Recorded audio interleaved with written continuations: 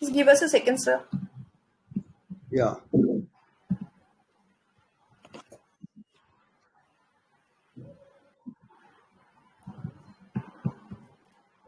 Deepika, you can proceed. Okay, thank you everybody for joining. Today we have Dr. Amitabh Banerjee with us. So the topic of discussion today is can HPV vaccine prevent cervical cancer? So Dr. Amitabh Banerjee is going to cover what is cervical cancer, what are the risks, what about the HPV vaccine, and about its inclusion in the universal immunization program. After Dr. Banerjee has covered his points, we from AIM, me, Deepika, and Pratesh is here too. We would be covering the work that AIM has done in spreading the awareness. I would be kind of talking a little bit about the white paper and the legal documents that AIM has prepared, and Pratesh would be speaking about the legal angle and the compensations that have been paid to in the US in the vaccine courts. But we'll start with Dr. Banerjee. And to introduce Dr. Banerjee, Dr. Amitabh Banerjee is a clinical epidemiologist, is a professor and head of community medicine at Dr. D.I. Patil Medical College, Pune. He has over 2 decades of experience in the Indian Armed Force as a field epidemiologist. He has several awards to his name. So welcome, Dr. Banerjee. Thank you for joining us, and over to you. Thank you, Deepika, and I am grateful to have this platform on AIM channel. So today we'll be discussing about HPV vaccine, whether we should include it in the universal immunization program. So this is the topic of discussion today, and this will be the talking points. Briefly, what is cervical cancer? Risk factors, cervical cancer, incidents and trends in India, because कभी भी कोई public health policy हम plan करते हैं तो हमारे पास data होना चाहिए, तो we would be touching on whatever data is available.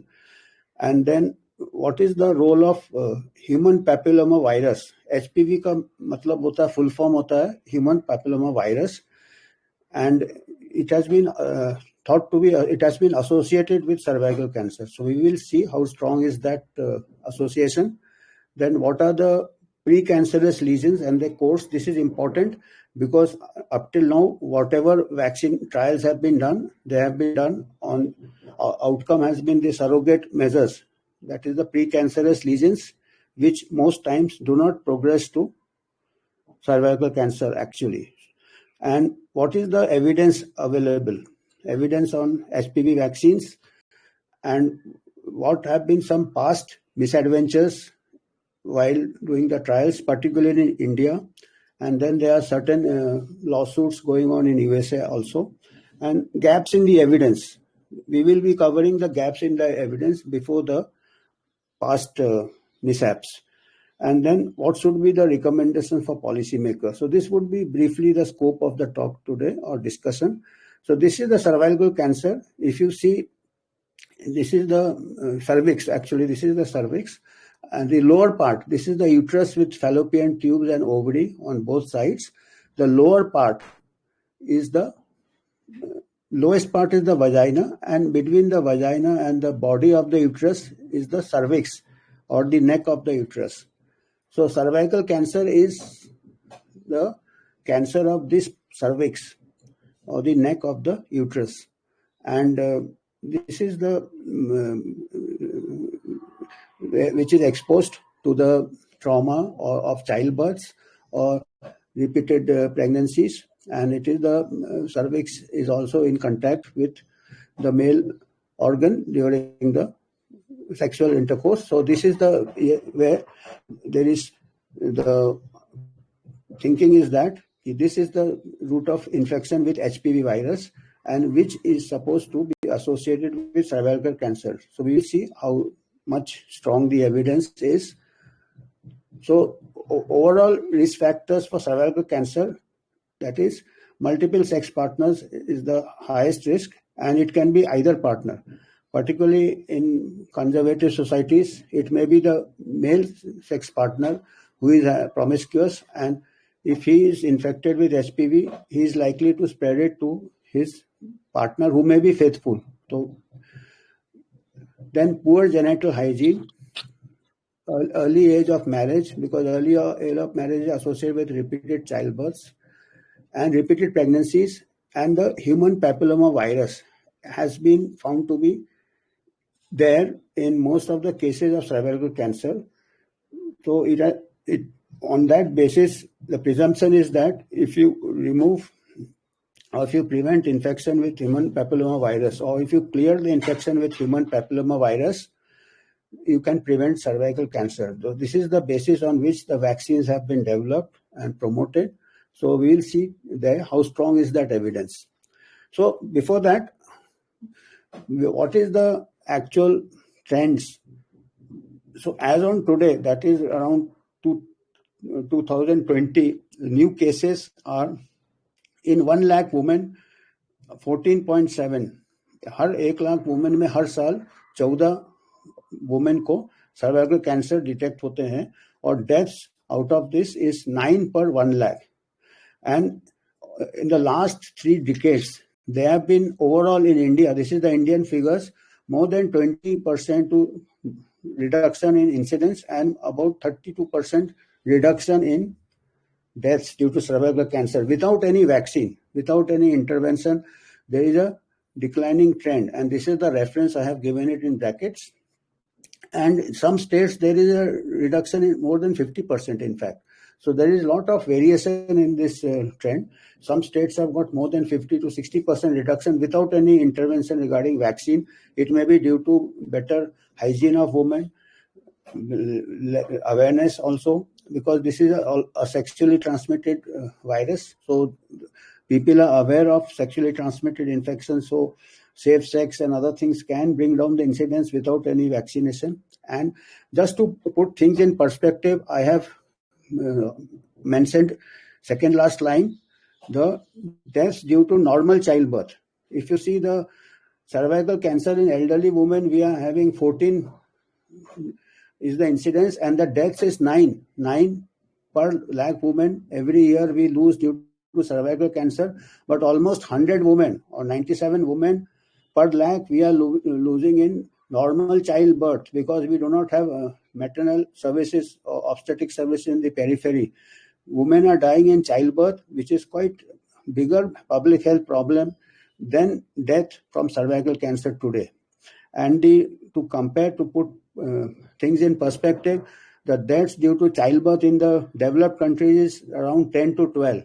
So we have got 10 times higher death from normal childbirth. So if we have to care for the women's health and public health, we have to set priorities. One of the principles of public health is which is the major problem. Normal childbirth, we don't have facilities.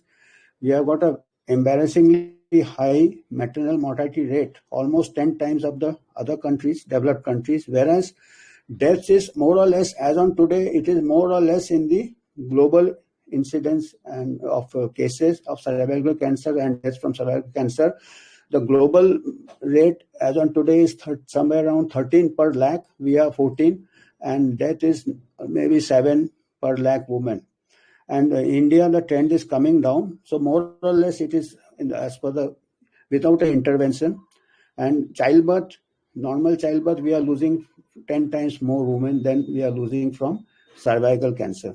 And even compared to other developed countries also, our childbirth mortality is very high. So this I want to emphasize, because the budget should be more in the basic gynecological care, obstetric care. And you see deaths, they have done studies, they have found if a normal screening of women in that cervical cancer age group in the 40s and 50s or 30s are carried out every 3 years, the prevention of mortality from cervical cancer can be achieved without vaccination. Vaccination, there are studies which are found from Australia that if the screening, cervical cancer screening is there, you don't require vaccination. Vaccination has no extra advantage over prevention of deaths from cervical cancer, firstly.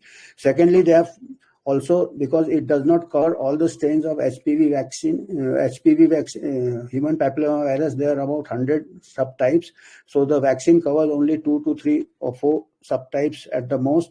So even if you give vaccine, you cannot do away with the screening. So we have to see those things also. So let us see what is human papilloma virus as a risk factor. There are more than 100 strains of HPV. Out of this, 16 and 18 are considered as risk factors for cervical cancer.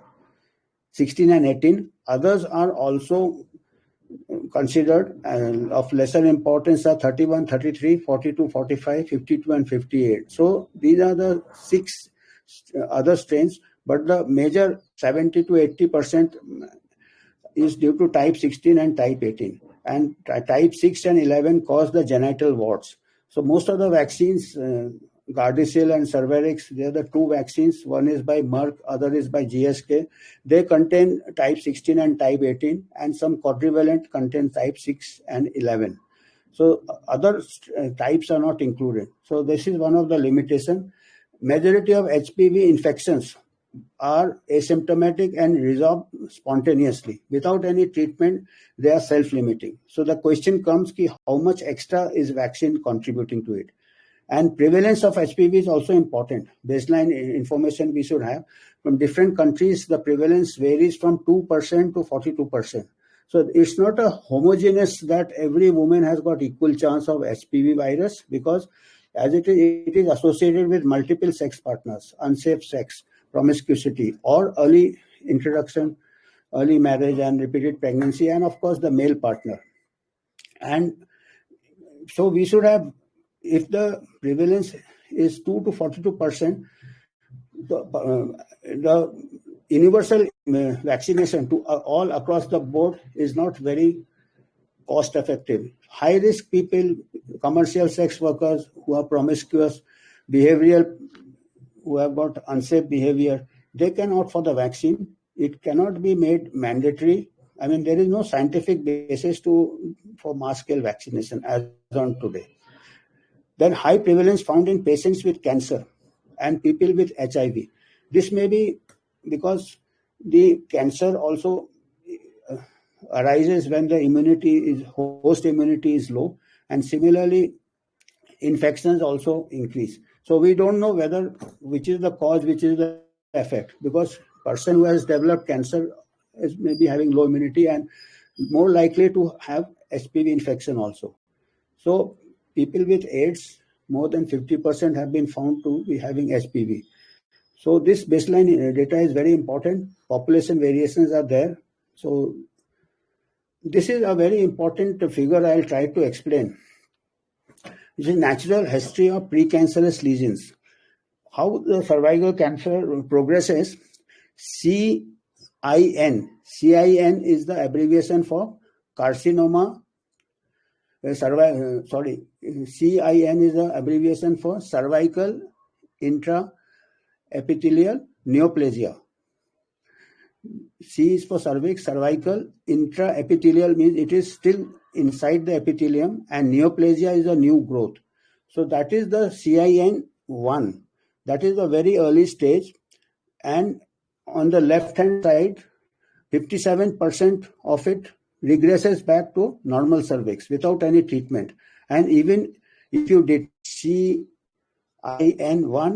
no treatment is indicated. No treatment is indicated because they hardly progress to cervical cancer. On the right side is CIN1, the progression is only 1%.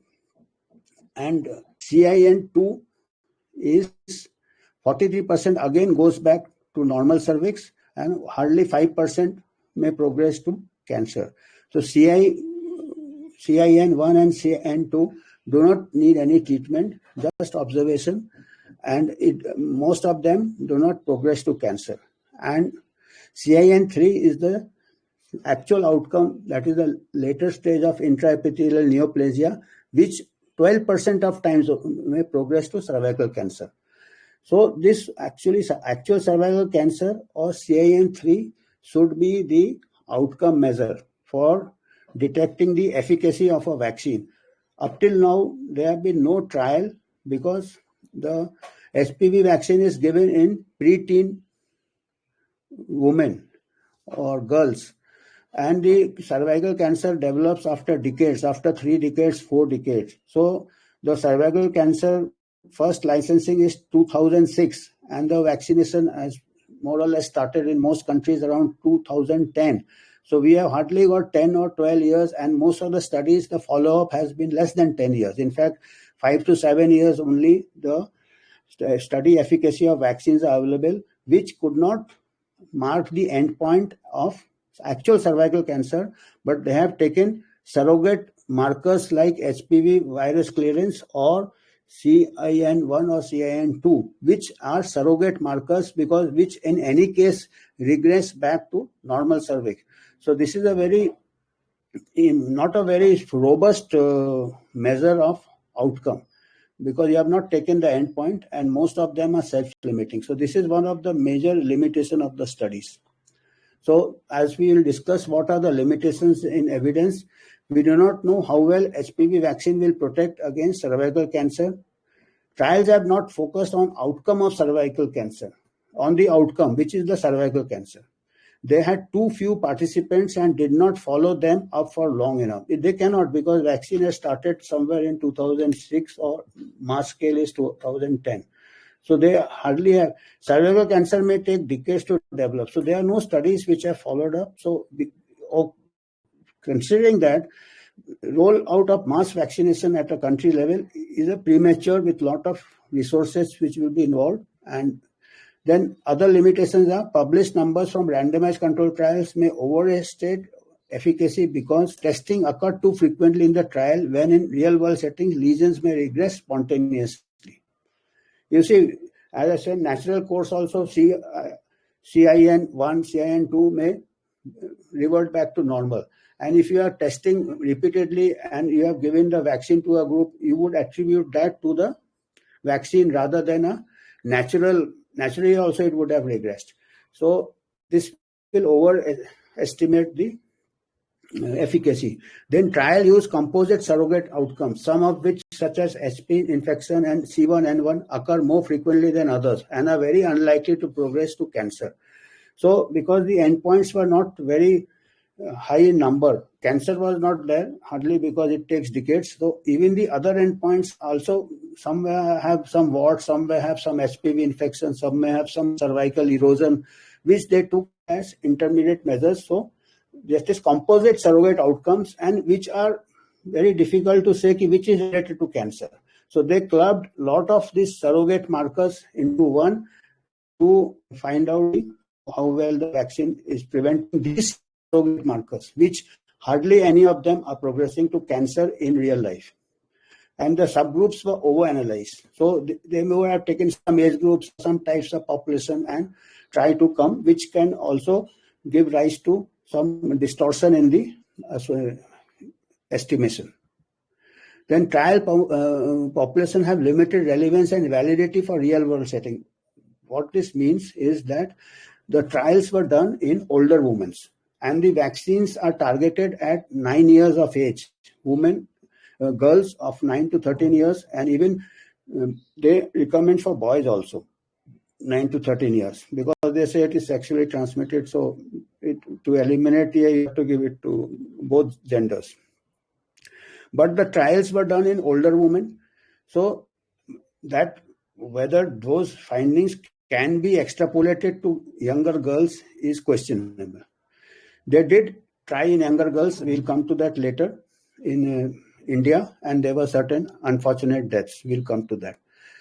And then we do not have enough data on the benefits in women who may have been exposed to HPV before they were vaccinated and who do not know their HPV status. So many women wouldn't know whether they have got herpes virus infection in present or past, firstly. Secondly, these vaccines are recommended 9 years of age onwards to upper. There is no upper age limit. They say you can give it to 25-year-old, 30-year-old. So we don't know whether it will work for women who have already been exposed to HPV or already they have got a irreversible course after HPV infection. We do not know. So there are a lot of uncertainties then. Then we do not have enough data on the impact of vaccine on CIN3, which is more likely than CIN1 and CIN2 to progress to cervical cancer. We also have less data on the impact of cervical disease due to any HPV type other than HPV 16 or 18. So you see, if they have seen with pneumococcal vaccines that what are the strains causing or including the vaccine due to vaccine pressure, other strains come into prominence. So we have seen there are 100 types of HPV. So we don't know whether giving vaccines only against 2 or 3 strains or types, if they may suppress other types can predominate. So after a few years, they will say, okay, we have to tweak the vaccine. We will make a new vaccine for the different strains. Now, these strains have come up. So it would be a long drawn affair now. I mean, like we have with the booster doses. So this is again uncharted territory. Then it does not do away with need for screening. So you see, if you give vaccine, you should get some benefit, because you will still be spending money on cervical screening. And as I said, they have seen the countries which have got a good cervical screening program. Giving the HPV vaccine did not improve the situation of cervical cancer. There is no marginal advantage of adding this extra intervention where there is no cervical screening program is a must. So again, in India, we have got very poor services of gynecologists. All women do not have access for cervical screening. As I said, we have got a very high deaths from normal childbirth because obstetric services are not there. So before going for these things which are of dubious benefit, we should have the basic health services for cervical screening and normal childbirth. Then there are more oncogenic types, cancer-causing types than covered by the HPV vaccine. As I said, there are 100 types. We don't know yet. As on today, 16 and 18 are predominating, as on today. But because of vaccine pressure, others, they might be suppressed and other types may surface. So then what do you do? So, and then there is good evidence that cervical cancer screening reduces risk of death irrespective of vaccination status. So this is also a very important point, that cervical screening, you cannot do away with. And if you have cervical screening, it reduces death irrespective of vaccination status. The number of cervical cancer deaths have reduced drastically in the last 3 decades before vaccine rollout in India also. So this is already, it's the downward trend. And if they launch a national vaccination, mass vaccination program, the cases are coming down in any way. And then they will claim, like now they are claiming they have prevented so many deaths from whatever new infection. So they will start claiming that the vaccine have come down, the deaths have come down because of that. So here we have to see, we should have a compass first before launching anything, so that we can actually measure whether the vaccine worked or it was a natural. Information from the trials can tell us what happens between 5 and 9 years after vaccination, because most of the trials are up to 9 years, but we do not know if protection wanes after this time. So you see, after 9 years, we don't know what will happen with the vaccine immunity. You see, in COVID, after 6 months, we are coming to know after 6 months there is no immunity. So when after 6 months, we cannot guarantee, how we can say what will happen after 10 years. I mean, these are some of the questions the people should ask. A recent study provides some evidence of observation study efficacy in girls vaccinated before sexual debut. This study is done in Sweden, Karolinska Institute, but this study also followed up women up to 30 years only. It's at 10-11 years follow-up. So here, again, the numbers were very small and it was an observational study, because observational studies are not, there can be other confounders, other factors. So this study is very much been stressed upon, but this again has got a lot of limitations. Then ongoing observation studies may tell us about the long-term effects on rates of cancer. This study has to be actually 3 decades or 4 decades, then only we'll know, but many years before we have the evidence. So before we have the evidence, why we go for a mass vaccination? Past mishaps. What has been the Indian experience? HPV vaccine trials among adolescent tribal girls undertaken in low-key manner in India in 2009. It was in Andhra Pradesh and Gujarat. This was carried out by Path Foundation, which has got links with the Gates Foundation, conducted a trials in collaboration with ICMR. So this is important, that all research bodies have already got conflicts of interest, and this started in 2009.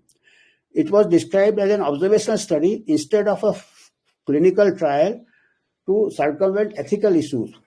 So this is something which has got major ethical concerns.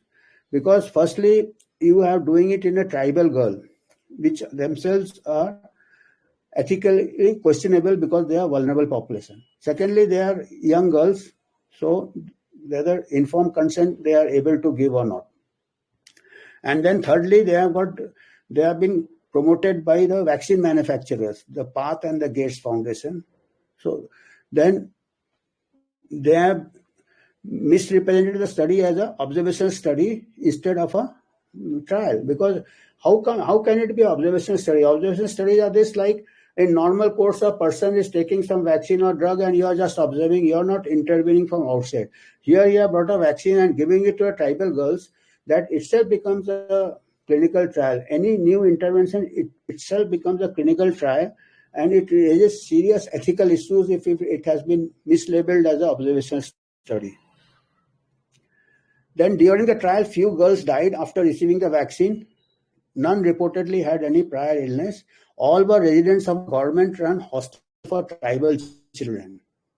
They were hostel girls, so perhaps their parents also may not have been consulted. Stakeholders, that is the Path Foundation, Gates Foundation, and the ICMR, claimed that the deaths were unrelated and coincidental. But still, there was a lot of people outcry, and the central government halted the trial. ICMR claimed that deaths were coincidental. That is the usual reply. People demanded an independent inquiry, even as the state government also tried to cover it up, said the girls committed suicide. So this has happened in 2009, and now things are more worse than 2009 also. Other side effects included, besides death, there were some girls had epileptic fits, mood swing, and stomach illness. The tragedy, due to the pressure, public pressure, the tragedy was investigated by the Parliamentary Standing Committee on Health and Family Welfare. It submitted its report titled Alleged Irregularities in the Conduct of Studies Using Papillomavirus, HPV, by Path in India to both houses of Parliament, August 30, 2013. There 10 years have elapsed, and it had recommended, and it found that ICMR had signed an MOU with Path in 2006 to support the trials before the Drug Controller General of India had approved the vaccine. So before that, already they had, and this report is available in the public domain. I will give the references in the end, so anybody can access the report, or you can just type the Parliamentary Committee report and some keywords on Google search, the report comes. It also questioned the ICMR role in trying to promote the inclusion of vaccine in the universal immunization program before any independent study about its efficacy. So imagine in 2013, the Parliamentary Committee questioned the ICMR's role in trying to promote it for inclusion. Today, nobody is questioning it. Before any independent study about its efficacy, as on today, no studies have been carried out in India or independent study about its efficacy. Only things, whatever studies are being done in Western population, there, and the vaccines are pushed on that. And we have seen just now, even in the Western population, the studies have got a lot of uncertainties. So, which really does not call for mass vaccination. At least if you have to, you may market the vaccine, but you give it as per choice, not as a government taxpayers' money. Because then, if you give it to everyone, you are removing all chance of a control group also, like they did with the COVID vaccine. There is no control group. Everything is attributed to COVID or long COVID. So here also, if we do so prematurely and so fast for young girls, again we will lose the control group. Committee noted that all 7 deaths were dismissed as unrelated to vaccination without in-depth investigation. So how careless they can become. According to the inquiry committee report, the speculative causes were death, suicide, accidental drowning, malaria, viral infections, subarachnoid hemorrhage without autopsy, etc. The committee also noted that suicidal ideation is caused by many drugs. So even if, let us say, girls have committed suicide, that could have been due to the ill effect of the vaccine. So that we cannot assume. Then Parliamentary Committee recommended that the matter be inquired by a premier investigating agency, but it has almost been a decade since then. No such investigation has been carried out yet. Meanwhile, they seem to have built stronger alliances. While the MOU between the ICMR and Path was looked at critically by the Parliamentary Committee a decade back, there seems to be a scant respect for such censure. Because recently, ICMR signed a declaration of intent with Bill and Melinda Gates Foundation and US-based NIH in research collaboration. So they were actually reprimanded 10 years back for collaborating with Gates Foundation. Nothing happened, and now they are again signing collaboration for research. And lobbying is underway to include the HPV vaccine in the Universal Immunization Program. So this is medical imperialism, something like colonial times. So what is happening now, as far as academics are concerned, British ruled India by giving sultanates to petty Indian kings. These local satras were effective at maintaining British rule and gained much from loyal to the British. British signed treaties and made military and alliances. So now the researchers and the scientists are doing that, what the Indian rulers did during colonial times for getting some petty benefits or sultanates. So now the scientists are getting grants, huge grants. 80% of research is sponsored all over the world by Bill and Melinda Gates Foundation. ICMR also is getting a lot of grants from here. So do we expect independent research? Very difficult. So we are in the era of medical imperialism. Today we are witnessing the era of medical imperialism, where MOU and grants for research are being offered by foreign donors as long as the recipients listen to their master's voice. So this is what has happened to research in mostly all countries. And similar, what is happening in USA? USA, there have been a number of lawsuits. New research has claimed that Gardasil can possibly induce an increased risk of autoimmune disease and other serious complications, number of them. And of course, the CDC maintains there is no relation between Gardasil and autoimmune disorders. The US NIH Library of Medicine echoes the CDC's view on the subject. Like in India, ICMR is highly compromised. The CDC also gets a lot of its funds from the vaccine manufacturers. Merck, it has been alleged that Merck could have obtained FDA approval for Gardasil. Even FDA is heavily funded by the pharma companies. Based on deceptive research and clinical trials, which seemingly misrepresent the efficacy of the vaccines while concealing its adverse effects. And according to reports, some marketing campaigns for HPV vaccines appear to have been led to millions of parents opting to vaccinate their preteen daughters. This is in USA. These concerns eventually snowballed into the Gardasil class action lawsuit in the US. So a number of lawsuits are going on. What is the present medical consensus? I tried to do a lot of standard textbooks. So the medical consensus, because we are against very heavy odds. I mean, not that we want to oppose vaccination, but we want the correct evidence, strong evidence before taking such a major step, which is not only hazardous for young children, but which is a lot of drain on the taxpayers' money. So what is the medical consensus? It favors adoption of HPV vaccination program for pre-adolescent girls and also boys without adequate evidence of its efficacy. However, all the textbook will say that it is the thing to do. I talk with number of gynecologists who are cancer specialists, because they have got a very limited vision. Yes, if a vaccine is available, because they see cases of cancer cervix, so they think if you give a vaccine, this could have prevented. But in the large population data, the association of vaccine efficacy is first not firmly established, and it is not so neat also. The WHO and standard textbooks recommended it. It is included in vaccination program of 125 countries. And the WHO says it will prevent 45 million deaths in the next 100 years. So it is making a 100 years prediction. And 45 million deaths, as it is, we see the trends, past 3 decades in India, the trends are coming down as it is. So with better standard, better hygiene, better awareness of safe sex, it will come down in any case. So very difficult to say the vaccines will prevent it, but WHO says that. And WHO is an honorable body. So this is the very standard textbook, which is a Bible of vaccines, which I have been my medical career for 40 years. I used to read it. But when I went to the library to check the latest edition of Plotkin's vaccines, this is a very thick book. And it is, I read the chapter. on vaccine, it does recommend strongly HPV vaccine for prevention of cervical cancer. But I don't know whether you are able to see the lower part of the cover. Could you see the lower part? It is saying forward to this book. The forward to this book has been written by Bill Gates. So I was really surprised.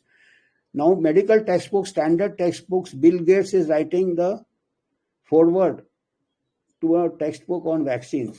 And one can imagine the amount of conflict of interest of all the authors also. And there have been published studies which says the standard textbooks of medicine, 50% of authors or contributors of the textbooks are in some way or the other related to are getting grants from pharma companies. So there is heavy conflict of interest. So this again, we have to take with a pinch of salt, but these are very strong factors we are against Goliath of medical whatever consensus. So what we suggest from whatever limitations in the data is that establish first, before we launch a program of mass vaccination, we should have a proper infrastructure to monitor what is happening. Firstly, what are the trends that establish? First, we should establish a national baseline on cancer incidence proper, because what estimates I saw past 3 decades are from the Global Health Report of the WHO, which are very crude data. Even that is showing incidences coming down in India past 3 decades. But we could have a more robust registry, cancer incidence and cancer mortality. And also we should have periodic surveys all over the country for different HPV subtype prevalence, because there are more than 100 types of HPV virus. And from literature in the Western country, you are saying 16, 18. Unless we do our own research, we won't find. Maybe some other strains are causing cancer in India. Maybe not those strains. So you see how much we are going just like, blindly we are going for something without having baseline data. So we should ask for, at least this can be done very rapidly. What are the types we have got? This will decide whether the vaccines will be cost effective and should be a priority. Then ensure cancer surveillance and registration are in place before any mass rollout of vaccine. You see, just mass rollout of vaccine without any public health infrastructure, surveillance infrastructure for capturing the adverse events following immunization is just like rolling out, fast trains without having proper rail tracks. And we had the rail tragedy in Orissa recently. So at least rail tragedy comes to light, and very unfortunate, but there are mass casualties at one place. But if you don't have proper surveillance, proper monitoring, so there are mass casualties all over the country without coming to public notice. So, and as we saw, even under trial conditions, any deaths occur, they are shoved under the carpet as coincidental. So you can imagine in normal times how difficult it is to establish a vaccine as the cause of adverse events if there are no proper system in place. We should initiate national long-term efficacy and effectiveness studies free from industry funding. This is very important. Where to get it now? Like ICMR is heavily funded by Gates Foundation. So where we should ask for research funding from taxpayers' money rather than vaccine funding by taxpayers' money.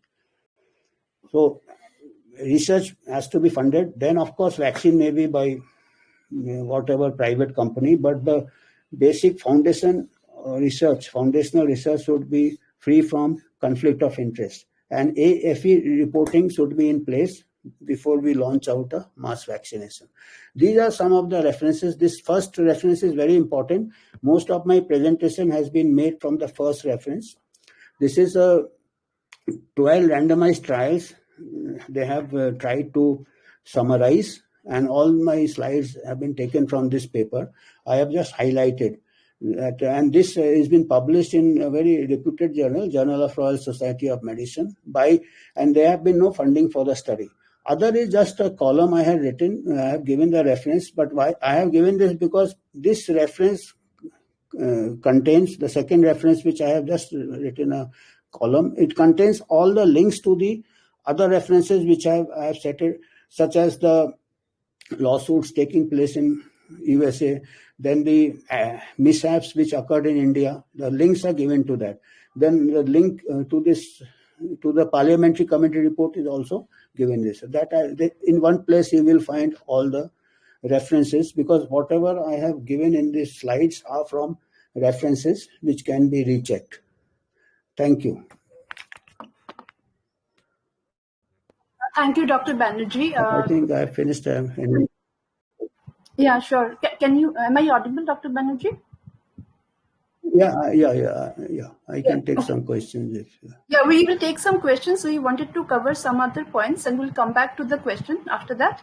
सबके लिए, क्योंकि हमारे जो दर्शक है, जो audience है, कुछ लोग हिंदी में भी समझेंगे शायद बेटर, तो थोड़ा सा मैं समराइज हिंदी में करने की कोशिश करती हूँ. अगर कुछ क्वेश्चंस होगा हम एंड में ले लेंगे. तो जैसे डॉक्टर बैनर्जी ने हमें बताया कि HPV इन्फेक्शन जो है that may not be the, मतलब वो रीजन नहीं है, जरूरी नहीं है कि उसी से सर्वाइकल कैंसर हो. सर्वाइकल कैंसर होने के और रीजंस हो सकते हैं. कुछ सर्टेन परसेंटेज, मतलब कुछ परसेंटेज इन्फेक्शन ही कैंसर में टर्न हो सकता है. तो उसके लिए जो डॉक्टर बैनर्जी पूछ रहे हैं कि क्या मास वैक्सीनेशन जरूरी है. सब 9 to 13 ईयर्स के लड़कियों को जो अभी नेशनल इम्यूनाइजेशन प्रोग्राम जो गवर्नमेंट लाने की सोच रही है, उसमें 9 to 13 ईयर्स की लड़कियों को HPV वैक्सीन देने की बात हो रही है. क्या वो जरूरी है? क्योंकि आपका जो ये सर्वाइकल कैंसर होता है जनरली 40-50 के एज से पहले होता ही नहीं है. आप 9 साल 10 साल में अपनी बच्चियों को वैक्सीन देंगे, और इस वैक्सीन का अगर, वैसे तो एफिकेसी का हमें कुछ पता ही नहीं है, लेकिन अगर मान लेते कुछ एफिकेसी भी है, वो 10 साल से ज्यादा नहीं है. तो आप अगर 10 साल में लगाते हो और 10 साल उसका एफिकेसी अगर है, तो 40 साल या 50 साल में जो अगर कुछ हो सकता है जिसका पता भी नहीं कि कैंसर हो भी सकता है कि नहीं, उसके लिए अभी से क्यों लगवाए, सबको क्यों लगवाए.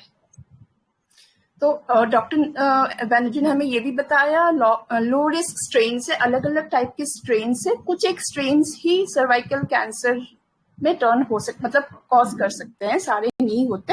कुछ हाई रिस्क स्ट्रेन है जैसे 16 और 18 है, वो कुछ एबनॉर्मेलिटीज डेवलप हो सकती है, उसके वजह से जो कैंसर में टर्न हो सकता है, कोई गारंटी नहीं है. और जो HPV वायरस से जो इन्फेक्शन होता है, this is self limiting. Self limiting का मतलब वो कुछ वीक्स में या मैक्सिमम 2 months के अंदर वो क्लियर हो जाता है अपने आप by the bodies immune system.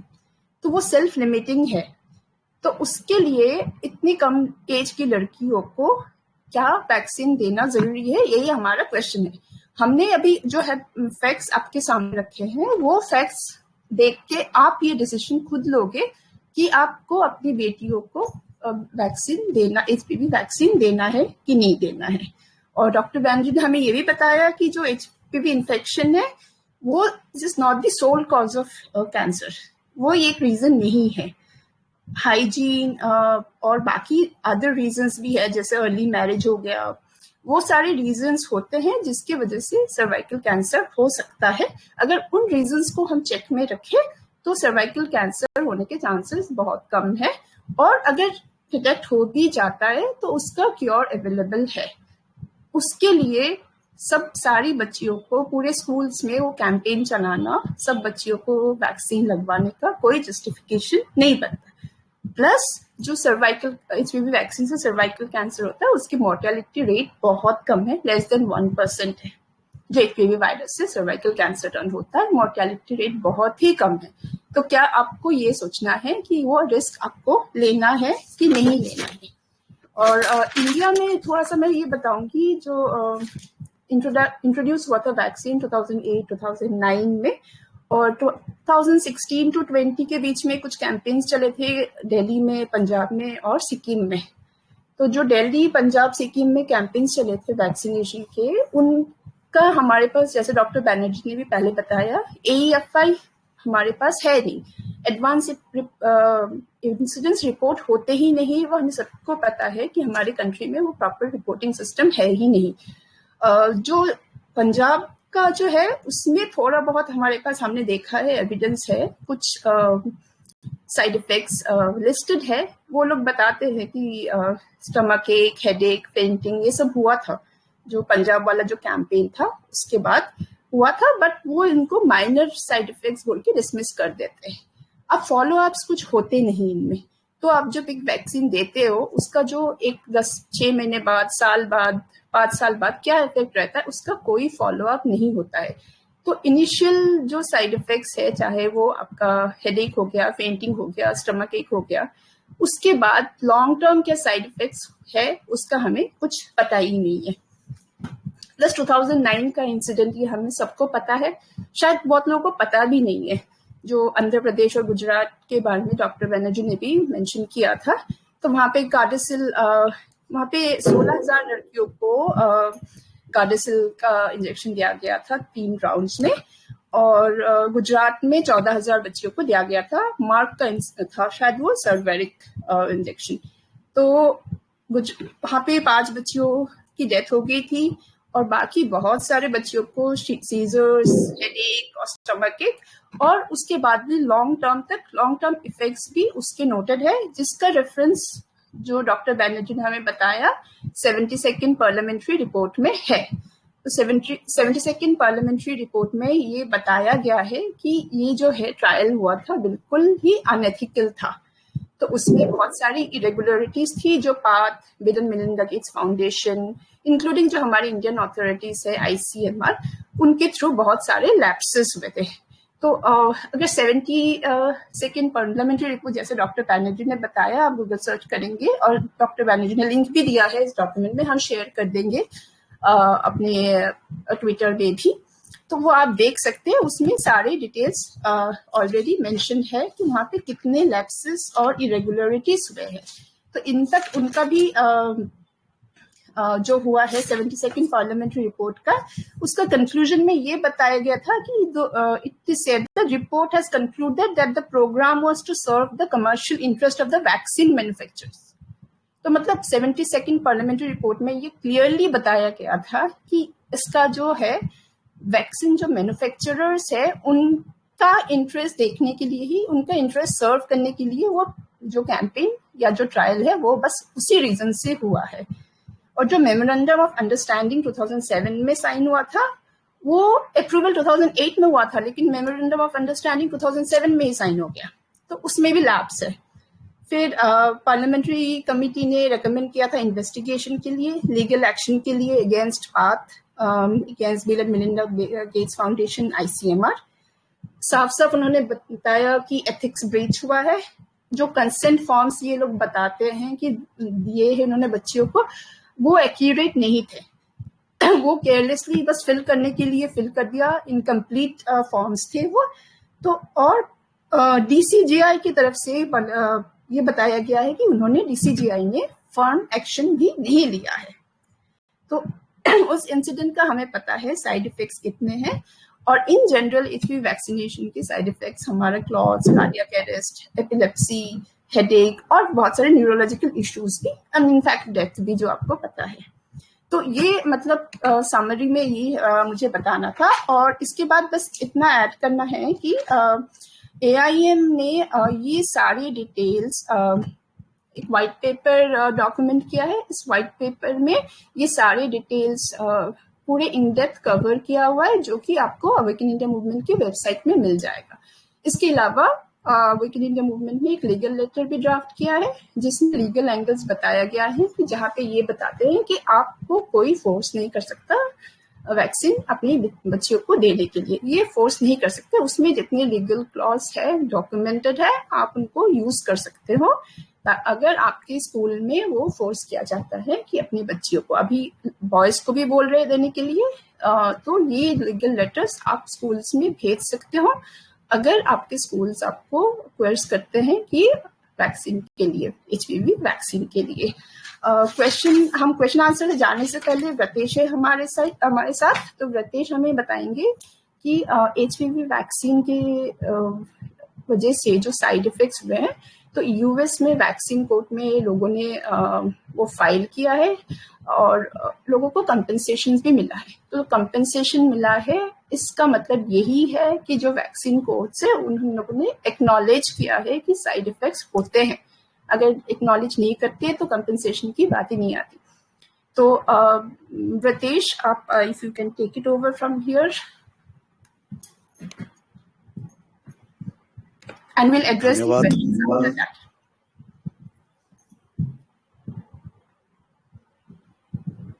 Over to you. Thank you, Deepika. Can you hear me? Yes, we can. You're audible.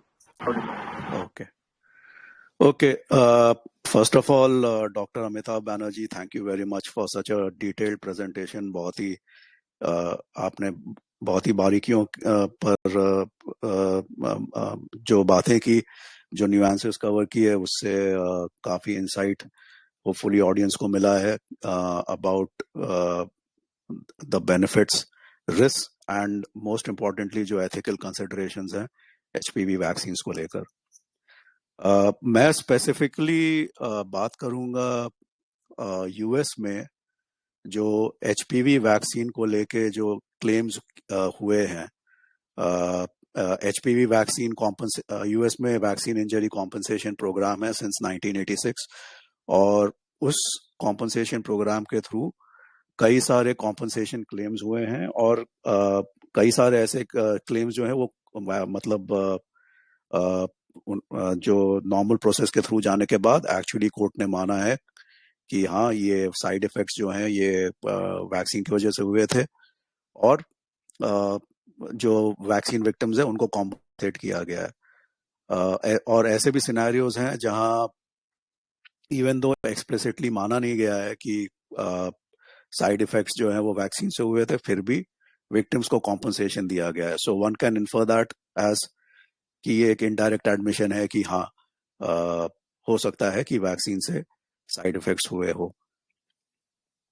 तो before I go into the details of the specific vaccine claims, जो specific vaccine claims है उनमें विस्तार में जाने से पहले मैं थोड़ी बात करना चाहूंगा मर्क के बारे में.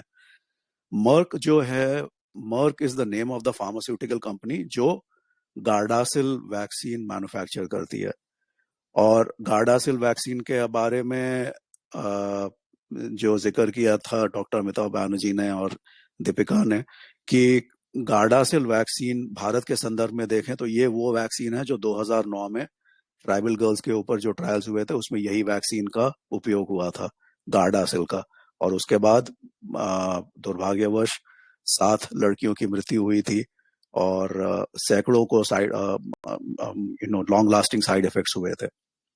तो गार्डासिल का मैन्युफैक्चरर जो है उस कंपनी का नाम है मर्क. अब मर्क जो है उसकी एक बहुत ही कंट्रोवर्शियल हिस्ट्री रही है. उसका एक उदाहरण मैं देना चाहूंगा. मर्क ने एक ड्रग मैन्युफैक्चर किया था जिसका नाम था विऑक्स और ये सन 1999 में एफडीए से ये ड्रग को अप्रूवल मिला था यूएस में. इसके बाद एक बार ये अप्रूवल मिल गया, उसके बाद नोटिस किया गया था पोस्ट मार्केट सर्वेलेंस में कि बहुत सारे लोगों को कार्डियक इश्यूज हो रहे थे, हार्ट अटैक्स हो रहे थे, स्ट्रोक्स हो रहे थे इस ड्रग के कारण, ऐसा माना जा रहा था. एंड इवेंचुअली 2004 में मर्क ने ये ड्रग विड्रॉ कर लिया. लेकिन इस दौरान सन 1999 से 2004 में मर्क ने बहुत ही एग्रेसिवली अपने ड्रग को मार्केट किया और बहुत सारे ऑनेस्ट जो डॉक्टर्स थे उस समय जो इस ड्रग के अगेंस्ट कंसर्न्स रेस कर रहे थे, मर्क की एक पूरी टीम थी जिन्होंने ऐसे डॉक्टर्स का हिट लिस्ट बनाया और उन्हें डिस्क्रेडिट किया.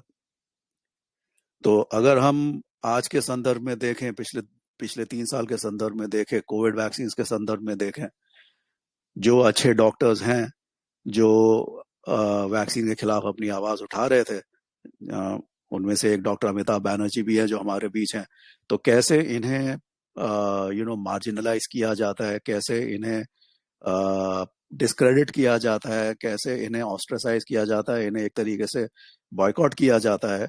ये पूरी प्रक्रिया जो है ये ये पर्टिकुलर ड्रग जो है वियोक्स, इसके साथ भी हुई थी। लेकिन अल्टीमेटली ये जो डॉक्टर्स थे जो आवाज उठा रहे थे, they were proven right. Why? Because ये ड्रग को मर्क ने मार्केट से विड्रॉ कर लिया, एंड सन 2007 में Merck agreed to settle lawsuits worth $4.9 billion, billion dollars, 4.9 billion dollars worth of lawsuits were settled by Merck. तो एक तरीके से मर्क ने एक पेनल्टी पे की। तो इस पूरी प्रक्रिया को समझना बहुत जरूरी है कि एक ड्रग है जो अप्रूव होता है, उसके बाद उसको एग्रेसिवली मार्केट किया जाता है, जो ऑनेस्ट डॉक्टर्स हैं जो अपनी आवाज उठाते हैं उन्हें डिस्क्रेडिट किया जाता है, लेकिन इवेंचुअली 8 साल बाद, ड्रग के अप्रूवल के 8 साल बाद, मर्क ने $5 बिलियन का फाइन पे किया। तो ये है मर्क का इतिहास। एचपीवी वैक्सीन गार्डासिल का जो मैन्युफैक्चरर है मर्क, उसका ये एक बहुत ही कंट्रोवर्शियल इतिहास है। अब दूसरा प्रश्न उठता है, वो ये है कि क्या ये बात सिर्फ मर्क तक सीमित है या ये अन्य फार्मास्यूटिकल कंपनीज को भी अप्लाई होती है। तो अगर हम वैक्सीन मैन्युफैक्चरर्स की बात करें तो बड़े मैन्युफैक्चरर्स में गिनती जो आती है यूएस के, उसमें मर्क एक कंपनी है, दूसरी फाइजर है, तीसरी सनोफी है, चौथी जो है वो ग्लैक्सोस्मिथक्लाइन है। और अगर हम कोविड वैक्सीन की गिनती ऐड करें तो एस्ट्राजेनेका और जॉनसन एंड जॉनसन ऐड हो जाते हैं। तो अगर हम इन सभी कंपनीज के इतिहास देखें तो हम देखेंगे इन सभी कंपनीज ने बिलियंस ऑफ डॉलर्स जो हैं, और hundreds of millions of dollars, और in some cases billions of dollars fines में पे किए हैं। For what? For illegal marketing of their drugs and for bribing doctors. तो जॉनसन एंड जॉनसन का example देखें तो उन्होंने हाल ही में उनके टैल्कम पाउडर से रिलेटेड जो कैंसर लॉसूट्स है उसके लिए $8.9 बिलियन जो है उन्होंने मुआवजा भरा है। मतलब दे हैव अग्रीड टू पे एज पेनल्टी और फाइन और व्हाटएवर $8.9 बिलियन, $8.9 बिलियन ये जॉनसन एंड जॉनसन ने पे किया। 2023 की खबर है। मर्क ने, जैसे मैंने बताया था, 2007 में $5 बिलियन जो है फाइन में पे किया to settle lawsuits related to Vioxx. उसके अलावा फाइजर, जिन्होंने mRNA वैक्सीन भी मैन्युफैक्चर किया था कोविड के लिए, फाइजर ने 2009 में $2.3 बिलियन इन फाइन्स पे किया था for illegal promotion of pharmaceutical products. यानी कि अपने फार्मास्यूटिकल प्रोडक्ट्स का गलत प्रचार के लिए, गैर कानूनी प्रचार के लिए उन्होंने $2.3 बिलियन फाइन में पे किया था। अगर हम ग्लैक्सोस्मिथक्लाइन की बात करें, जो कि एक बहुत ही बड़ी वैक्सीन कंपनी है, उन्होंने 2012 में $3 बिलियन फाइन में पे किया था for unlawful promotion of prescription drugs and failure to report safety data. मतलब गलत प्रचार अपने प्रोडक्ट्स का, और जो सेफ्टी डेटा जो रिपोर्ट करना चाहिए था उन्होंने नहीं रिपोर्ट किया था। तो ये बिकॉज ऑफ ऑल दिस उनको $3 बिलियन का फाइन पे करना पड़ा था। एस्ट्राजेनेका की बात करें, एस्ट्राजेनेका ने बेसिकली वो जो कोविशील्ड वैक्सीन भी जो आया था, उसमें एस्ट्राजेनेका जो है that is considered the original manufacturer of this Covid vaccine. अगर एस्ट्राजेनेका की बात करें तो उन्होंने 2010 में $520 मिलियन पे किया था for illegal marketing of antipsychotic drugs. और लास्टली जो सनोफी है, that's another very one of the big 4 vaccine companies world में, उन्होंने सन 2012 में $109 मिलियन पे किया था as fines because in violation of basically anti-kickback laws जिसे कहते हैं।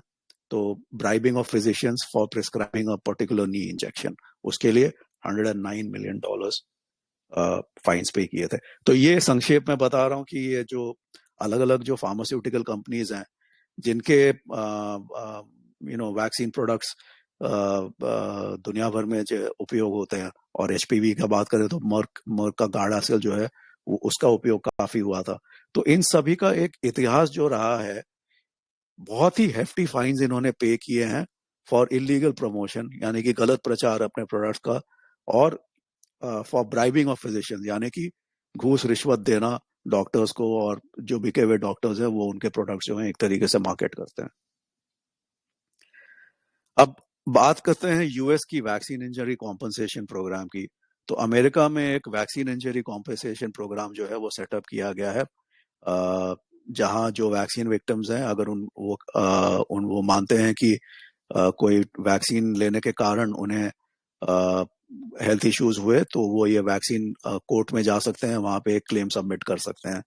और अगर वैक्सीन कोर्स की प्रक्रिया के दौरान ये बात सिद्ध हो जाती है कि वैक्सीन के कारण उन्हें इंजरी हुई, तो उन्हें वैक्सीन कॉम्पनसेशन मिलता है। या उन्हें वैक्सीन कॉम्पनसेशन ऐसे सिनेरियोज में भी मिलता है जहां गवर्नमेंट डिनाई करेगी या कि वैक्सीन ने इंजरी कॉज की, but they will still agree for a settlement. So vaccine injury compensation programme का अगर हम इतिहास जाने तो ये सन 1986 में सेटअप हुआ था यूएस में।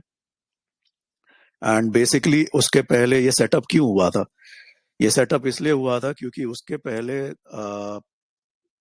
लगातार अमेरिकन वैक्सीन कंपनीज जो उस समय थी, जो दो बड़ी वैक्सीन कंपनीज थी, Wyeth and Lederle Laboratories and Wyeth Laboratories, they both acquired by Pfizer later on, but उस समय ये जो दो बड़ी वैक्सीन कंपनीज थी, उन्हें लगातार एक के बाद एक लॉसूट्स फेस करने पड़ रहे थे because of adverse reactions to the DPT vaccine. और टिपिकली जो स्ट्रक्चर था यूएस में उस समय, ये जो प्राइवेट कंपनियां थी वो प्राइवेट इंश्योरर से इंश्योरेंस खरीदती थी for covering for legal liability. लेकिन डीपीटी वैक्सीन को लेकर इतने सारे लाइबिलिटी क्लेम्स आने लगे कि प्राइवेट इंश्योरर्स ने मना कर दिया इंश्योरेंस देने से, लीगल लाइबिलिटी कवरेज देने से ये फार्मास्यूटिकल कंपनीज को वो मना करने लगे। तो इसके पश्चात फिर फार्मास्यूटिकल कंपनीज ने पहले तो वैक्सीन का दाम बढ़ाया, लेकिन उसके बाद उन्होंने ये भी कहा कि उन्हें वैक्सीन का बिजनेस बंद करना पड़ेगा क्योंकि it will not be viable business any more because of litigation cost.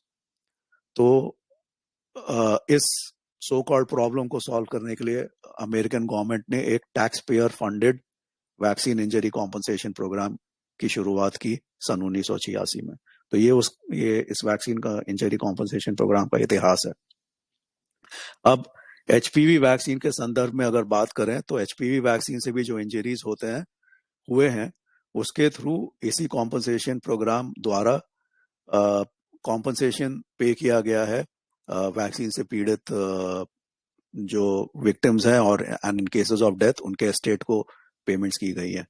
तो ब्रीफली अगर हम आज के आंकड़े देखें तो इस कॉम्पनसेशन प्रोग्राम के द्वारा there have been 812 compensation claims due to vaccine injury caused by HPV vaccine, यानी 812 कॉम्पनसेशन क्लेम्स हुए हैं। और अभी तक इन 812 में से 167 जो है कॉम्पनसेशन क्लेम्स जो है वो मतलब कोर्ट ने अप्रूव किए हैं, अमेरिका के जो वैक्सीन कोर्ट है उन्होंने अप्रूव किया है, and hundreds of millions of dollars have been paid out as compensation. अगर हम स्पेसिफिकली बात करें, मैं कुछ उदाहरण देना चाहूंगा कि ये किस प्रकार के कॉम्पनसेशन क्लेम्स थे। तो सन 2021 में इन 2021 vaccine court awarded $860,000, $8,60,000 in lump sum payments and several $1,000s in recurring annual payments after a woman suffered neurological injury and transverse myelitis. मतलब एचपीवी वैक्सीन के बाद एक औरत को ट्रांसवर्स माइलाइटिस हुआ, न्यूरोलॉजिकल इंजरी हुआ, और उन्होंने फिर वैक्सीन कोर्ट में कॉम्पनसेशन क्लेम किया और वैक्सीन कोर्ट ने कॉम्पनसेशन अवार्ड किया $8,60,000 का lump sum plus recurring annual payments to cover for care and medical care and other associated cost. ये पहला उदाहरण है। दूसरा उदाहरण 2012 में फ्लू और एचपीवी वैक्सीन मिलने के पश्चात एक औरत को neuromyelitis optica, which is again another very debilitating disease, the lady suffered that. She made a claim. उन्होंने वैक्सीन कोर्ट में क्लेम किया। वैक्सीन कोर्ट ने $1 million लमसम और several thousand dollars in recurring payments, यानी कि annual payments to cover cost of medical care court ने award किया. ये दूसरा उदाहरण है. तीसरा उदाहरण अगेन demyelinating disorders जो है, again this is related to paralysis and spinal cord issues and all that. एक औरत को demyelinating disorders हुआ, कोर्ट ने $1.9 million lump sum plus more than $150,000 in annual recurring payments award किया. ये तीसरा उदाहरण. चौथा उदाहरण, a lady suffered vitiligo following HPV vaccine, court awarded $38,000. Vitiligo जो है वो स्किन का डिजीज होता है. स्किन के डिजीज के पश्चात कोर्ट ने $38,000 अवार्ड किया. पांचवा उदाहरण, a child suffered systematic juvenile idiopathic arthritis. बच्चे को आर्थराइटिस हो गया HPV वैक्सीन लेने के बाद. कोर्ट ने $1.3 million lump sum payment plus $38,000 in lifetime annual payments, यानी कि हर साल $38,000 to cover cost of medical care, ये कोर्ट ने अवार्ड किया. ये पांचवा उदाहरण है. छठा उदाहरण जो है, child suffered autoimmune limbic encephalitis, intractable epilepsy and developmental delays following HPV shot. तो एंसेफेलाइटिस जो है, जो इन्फ्लेमेशन ऑफ द ब्रेन जो रहता है, फिर एपिलेप्सी जो है, सीजर्स वगैरह, एंड डेवलपमेंटल डिलेज, यानी कि जो बच्चा है उस डेवलपमेंटल माइलस्टोन्स मीट नहीं कर रहा है.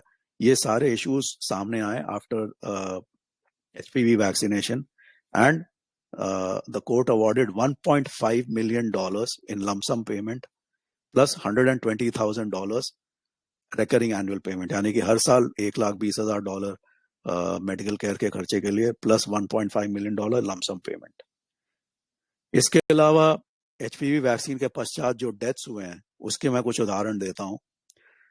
2018 में court awarded $310,000 in compensation to estate of a woman who died following HPV shots. एक औरत का मृत्यु हो गया HPV के शॉट के पश्चात, और कोर्ट ने $310,000 औरत के एस्टेट यानी कि उसके परिवार या जो भी इनहेरिट कर रहा था उन्हें $310,000 का कॉम्पनसेशन कोर्ट ने ऑर्डर किया. देन 2016 में there was a young boy who died of myocarditis. Myocarditis covid के संदर्भ में भी बहुत रहा है, mRNA वैक्सीन का साइड इफेक्ट माना जाता है, खास करके यंग लड़कों में. इस पर्टिकुलर केस में HPV वैक्सीन के पश्चात एक यंग लड़का को मायोकार्डाइटिस हुआ एंड अमेरिकन कोर्ट ने $200,000 $200,000 कॉम्पनसेशन में अवार्ड किया. 2015 में a lady died of cerebral vasculitis following HPV vaccination. Court awarded $200,000, $200,000 after औरत का डेथ हो गया due to cerebral vasculitis. And last example, a woman died of aplastic anemia following HPV vaccination, and court ने जो है $240,000 का compensation award किया. तो ये कुछ उदाहरण है. इसके अलावा और भी बहुत सारे मेडिकल कंडीशंस हैं फॉलोइंग HPV वैक्सीनेशन जिसके लिए कोर्ट ने कॉम्पनसेशन जो है अवार्ड किया है. For example cardiac arrest, cardiomyopathy, dizziness, fatigue, Guillain-Barré syndrome, joint pain, neurogenic bladder, neutrophilic urticaria, pancreatitis, polyarthritis, snapping hip syndrome, ulcerative colitis, Western-Hurst disease, rheumatoid arthritis. So ऐसे अनेक उदाहरण हैं हमारे सामने. अगर हम ये all we need to do is कि ये सारा इंफॉर्मेशन जो है ये पब्लिकली अवेलेबल है. तो हमने अमेरिकन कोर्ट्स में ये जो पब्लिकली इंफॉर्मेशन है जो अमेरिकन वैक्सीन कोर्ट ने जो अवार्ड किया है, हमने उसका विश्लेषण किया, उसकी एनालिसिस की, और हमने देखा कि इतने सारे मेडिकल कंडीशंस हैं जिसके लिए पोस्ट HPV वैक्सीनेशन जिसके लिए वैक्सीन कोर्ट्स ने कॉम्पनसेशन अवार्ड किया है. और ये सारे डिटेल्स जो है ये दीपिका जो व्हाइट पेपर का रेफर कर रही थी, ये सारे डिटेल्स जो है वो व्हाइट पेपर में भी कैप्चर्ड है. तो ये एक अवेयरनेस हम लाना चाहते थे ऑडियंस के सामने. सो या that's all from my side. Deepika, over to you. Thank you, Ritesh. Thank you for the detail coverage. एक दो पॉइंट मुझे कवर करना था, रह गया था. जस्ट वांट टू मेंशन दोस कि कुछ कंट्रीज ने पहले भी HPV वैक्सीनेशन को सस्पेंड किया था. मतलब ये हमारे पास रेफरेंसेस है, हमारे व्हाइट पेपर्स में भी कवर्ड है और आप न्यूज में भी देखेंगे तो मिल जाएगा आपको. जापान में हेल्थ मिनिस्ट्री ने खुद डिसकंटिन्यूएशन के लिए रेकमेंड किया था. This was around I think 2013. तो रीलॉन्च हो गया. सबको पता है बहुत प्रेशर रहता है, फार्मा का प्रेशर रहता है, लेकिन किसी टाइम डिसकंटिन्यू हुआ था. इसीलिए डिसकंटिन्यू हुआ था क्योंकि हाई रिस्क बहुत रिपोर्टेड हुए थे, एडवर्स इवेंट्स रिपोर्टेड हुए थे. इनफैक्ट यूएस में भी जो ओरिजिनल गार्डेसिल लॉन्च हुआ था, some of you on mute. तो यूएस में भी गार्डेसिल जो ओरिजिनल लॉन्च हुआ था अराउंड 2016-17, वो भी डिसकंटिन्यू करके एक नया गार्डेसिल 9 बोल के उसको इंट्रोड्यूस किया गया था. तो कंट्रीज में ऐसे हमारे पास बहुत सारे एविडेंसेस, बहुत सारे रिपोर्ट्स है. ऑस्ट्रेलिया में मेजर इश्यूज रिपोर्ट हुए थे HPV वैक्सीन के. एंड ऑस्ट्रेलिया में हमारे पास डॉक्यूमेंटेशन है कि वैक्सीन लगाने के बाद लोगों को सर्वाइकल कैंसर हुआ है. कि there is an evidence saying that the incidence of cervical cancer is increased after the vaccination drive. तो इसका एक वैक्सीन का रिस्क ये है, सर्वाइकल कैंसर प्रिवेंट करता तो है नहीं, इनफैक्ट वो सर्वाइकल कैंसर में टर्न करवा सकता है. ये हमारे पास मतलब ऑस्ट्रेलिया का रिकॉर्ड है. इनफैक्ट ऑस्ट्रेलिया के हमारे पास एक एग्जांपल है. अब लोगों में से कुछ लोगों को पता भी होगा, ओलंपिक गोल्ड मेडलिस्ट, गोल्ड तो याद नहीं मुझे, सिल्वर मेडलिस्ट में भी सारा टेट करके था. 2016 में she passed away at the age of 33 only and from cervical cancer. तो 33 की उम्र में उनकी डेथ हो गई सर्वाइकल कैंसर से, और वो सर्वाइकल कैंसर उनको हुआ HPV वैक्सीनेशन लेने के बाद. तो ऐसे ही हमारे पास और इंटरनेट में भी बहुत सारे डॉक्यूमेंट्रीज है. बहुत सारे कंट्रीज में, डेनमार्क में, इजराइल में, कोलंबिया, स्वीडन, मेक्सिको, बहुत सारे डॉक्यूमेंट्रीज अवेलेबल है इंटरनेट में. आप ढूंढेंगे तो आपको पता चल जाएगा कि HPV वैक्सीन के बाद बहुत सारे साइड इफेक्ट्स होते हैं, सीजर्स होते हैं. इनफैक्ट वीडियोस है जहाँ पे मतलब मास में स्कूल गर्ल्स, मतलब 10, 15, 20, 25 गर्ल्स एक साथ आपको नजर आएंगे वो वीडियो में, जो जिनको सीजर आ रहे हैं, जो गिर गए, रो रहे और पता नहीं क्या हो रहा है इनके साथ. आप इंटरनेट में गार्डेसिल गर्ल्स करके हैशटैग अगर सर्च करेंगे, आपको बहुत सारी ऐसे ही ट्रेजिक हैपनिंग्स आपको पता चल जाएगा, जहाँ पे HPV वैक्सीन लेने के बाद परमानेंट डैमेजेस हुए हैं. तो हमारा पर्पस यही है आपको बताने के लिए कि वैक्सीन से फायदे का कोई मतलब हमारे पास कोई एविडेंस नहीं है कि उस वैक्सीन से कुछ फायदा होता भी है नहीं. और जो मैंने पहले भी बोला कि जो बीमारी की सर्वाइकल कैंसर होने के चांसेस 45-50 के बाद हो सकता है, उसके लिए आप अपनी 9 साल, 10 साल, 15 साल की बेटी को क्यों वो वैक्सीन लगवाएं, वो डिसीजन आपको लेना है. I think with that we have covered. Thank you, Dr. Banerjee, for having covered. We'll now move on to the questions. तो audience में जो भी question करना चाहते हैं, please आप अपना hand raise किए, अपने आप को unmute करके question कर सकते हैं. कृपया एक टाइम पे एक ही जन बोले. So we'll take questions. Dr. Banerjee, if you're still with us, maybe we'll have you answer those questions.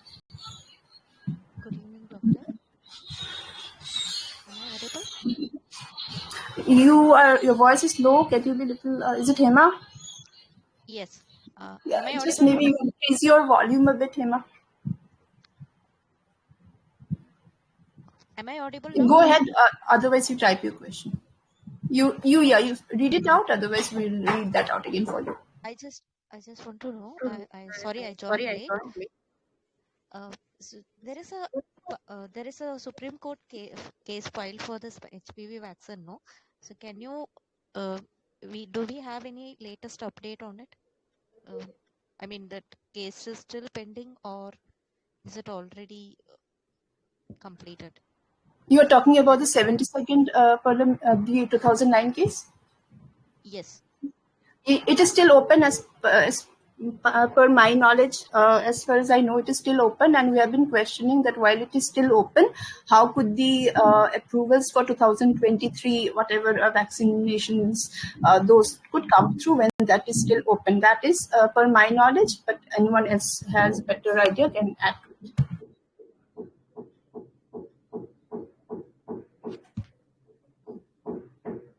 So if it is pending, and in case of fortified rice, again this path is involving in it. So they are the one who's suggesting this the ultra rice technology. So how it is possible if some Supreme Court case is pending with path initiative, and again they are involving in another initiative. So can you please highlight some words about this? Thank you. Dr. Banerjee, would you like to take that?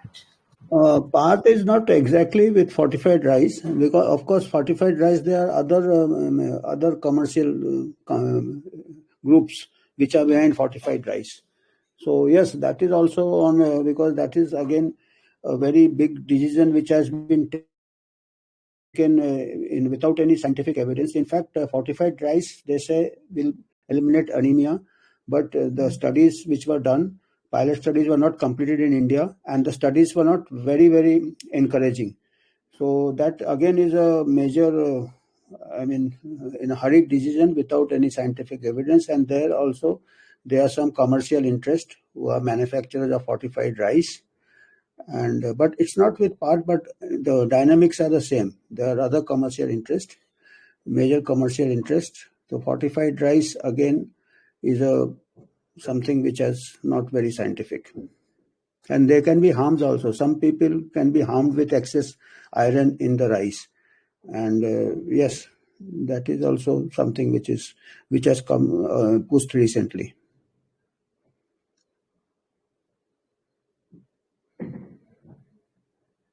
That we can have a separate session sometimes on that. That's a separate issue altogether. Thank you, Dr. Banerjee. Any other questions?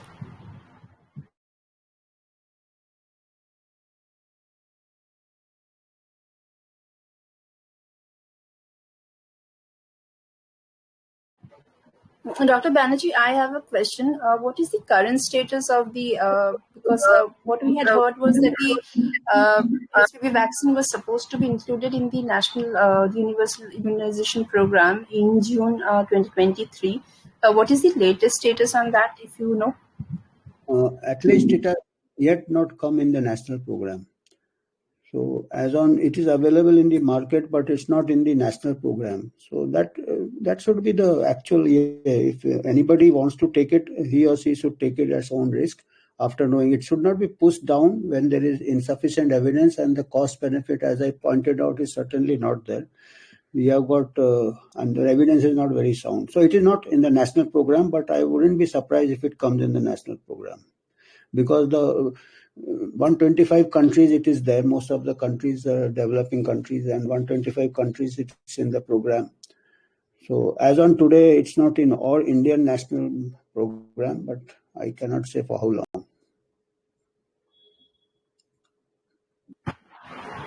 Sure, thank you.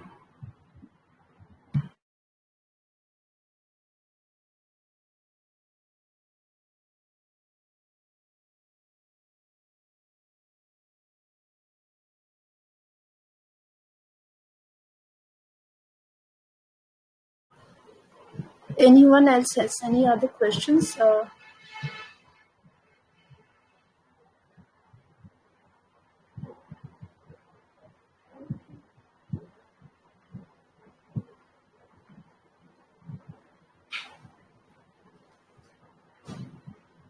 Looks like we don't really have any other questions. I'm just double checking the chat window to see if there are any questions. Probably not. So maybe we can wrap it up if there are no other questions. I'd like to thank Dr. Amitabh Banerjee for this wonderful session. It was very well informed. Yeah, thank you, Pratesh, for covering the compensation angle. I hope the audience hello could learn a lot of things from it. Hello Okay. Yes, please go ahead. जी, मेरी आवाज सुनाई दे रही है? Hello जी दे रही है, बोलिए। जी, मेरा एक सवाल अमिताभ जी से है जी कि नहीं, वो सब तो ठीक ही है, हमको ज्यादातर बातें समझ आ गई, लेकिन मेरा ये सवाल था कि हमारे जो एम्स के डॉक्टर्स हैं, क्या उन लोगों को कुछ भी इसके बारे में कुछ भी समझ में आता है कि नहीं आता है? क्या क्या वो लोग समझने की कोशिश करेंगे या नहीं करेंगे? अब की बार भी, पिछली बार तो कुछ भी नहीं समझे थे वो लोग, जितना ज्यादातर जो नहीं समझे हमारे यहाँ के एम्स के डॉक्टर्स भी, वो लोग भी नहीं समझे, बल्कि उन्होंने, हमने जिन जिन भी डॉक्टरों से कांटेक्ट किया, उनसे उनको कुछ समझाने की कोशिश, उन्होंने हम पर काउंटर कर दिया कि आप लोग कुछ भी इधर उधर की बातें बकवास कर रहे हैं, ये ऐसा कुछ होता जाता नहीं है, सरकार सही कर रही है। वो लोग तो सरकार को ही कल भी सही मान रहे थे और आज भी मान रहे हैं, और आज भी शायद मानेंगे। जब तक एम्स के डॉक्टर्स कुछ नहीं कहेंगे इसके बारे में, कुछ भी इसके बारे में कोई डिस्कशन, ओपन डिस्कशन नहीं करेंगे, या तो कुछ भी अवेयरनेस में, या तो हमारी कुछ भी मदद नहीं करेंगे, तो कैसे चलेगा ये सब? मेरा थोड़ा सा यही क्वेश्चन था कि क्या इस बार भी एम्स के डॉक्टर्स ऐसे ही चुप बैठे रहेंगे और सरकार का साथ देंगे?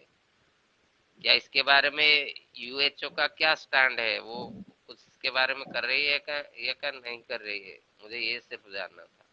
हाँ, बहुत अच्छा सवाल है आपका। ये क्या है, जैसे मैंने थोड़ा सा ये दिया था, एक आपको लक्षण दिया था मैंने कि डॉक्टरों का थिंकिंग अलग होता है जो अस्पताल में काम करते हैं। मेरे खुद के दोस्त हैं, गायनेकोलॉजिस्ट है जो कैंसर में काम करते हैं, उनसे भी मेरा पहले बात होता था तो वो बिल्कुल ये थे कि नहीं, ये वैक्सीन तो देना ही चाहिए। वो एक हमारे दोस्त थे जो उन्होंने टीवी प्रोग्राम में भी बोला था वैक्सीन के बारे में। फिर एक्चुअली इसमें क्या होता है ना, आपस में पोलराइज हो जाता है। तो हमने फिर जो अभी हमने जैसे पेश किया है, जो पेपर हमने अभी बताया है कि उनको, डॉक्टर को पूरा एविडेंस के साथ बात करना चाहिए। हमने अभी जो बताया कि एविडेंस में जो गैप है, वो पेपर मैंने उनको भेजा था। मेरे बहुत पुराने मित्र, 40 साल के मित्र हैं। वो पेपर पढ़ने के बाद वो खुद कहने लगे कि हाँ, नेशनल प्रोग्राम में नहीं आना चाहिए, एविडेंस में काफी गैप्स है। तो असली में कम्युनिकेशन गैप काफी है, और डॉक्टर्स आजकल बहुत बिजी होते हैं, सुपर स्पेशलाइजेशन हो गया, अस्पताल में बिजी रहते हैं, उनको पूरा लिटरेचर पढ़ने का टाइम नहीं रहता है। उनको जो भी वैक्सीन है या ड्रग है, वो सोचते हैं, वो विश्वास करते हैं, ट्रस्ट है कि ये शायद हित के लिए बनाया है। तो आपका जो सवाल बिल्कुल ठीक है, पर मैंने कुछ हद तक देखे कि जो वेल मीनिंग डॉक्टर्स है वो सोच रहे हैं कि हम जान बचा रहे हैं कैंसर से, पर उनका पूरा जानकारी नहीं रहता है। और हमने जैसे अभी बताया था, जो आजकल जो टेक्स्ट बुक्स भी है, स्टैंडर्ड टेक्स्ट बुक्स में बिल गेट्स फॉरवर्ड लिख रहा है, तो आप समझ सकते हैं कि जो बड़े बड़े टेक्स्ट बुक के जो ऑथर्स है, जो वेस्टर्न बुक्स है, उनके 50% 60% ऑथर्स को फार्मा से ग्रांट मिलता है। तो हमको ये एविडेंस या तो हम समझाने की कोशिश करना चाहिए, या तो फिर पूछना चाहिए कि आप बताओ कि एविडेंस क्या है। तो ये ऐसे डायलॉग्स से ही ये सॉल्व होगा। अदरवाइज क्या होता है कि वो फिर पोलराइज हो जाता है, वो आपकी बात नहीं सुनेगा, आप उनकी बात नहीं सुनोगे, तो आगे कुछ नहीं होता। ये तो एक्चुअली इंफॉर्मेशन वॉर है एक्चुअली। और हमारे पास अभी जैसे मैं बताया, इंफॉर्मेशन वार में उनके पास इतने पूरा कंट्रोल किए हुए हैं। आपने अभी कोविड के टाइम भी देखा है कि main stream media, medical journals भी कंट्रोल कर रहे हैं। अभी मेडिकल जर्नल्स के पुराने एडिटर्स, न्यू इंग्लैंड जर्नल के एडिटर्स, लैंसेट के पुराने एडिटर्स ने खुद कहा है कि ये जो मेडिकल जर्नल्स है become an extension of the pharma companies. तो ये मैं बताया कि ये बहुत मुश्किल काम है, बट अब क्या करें, आप बताइए।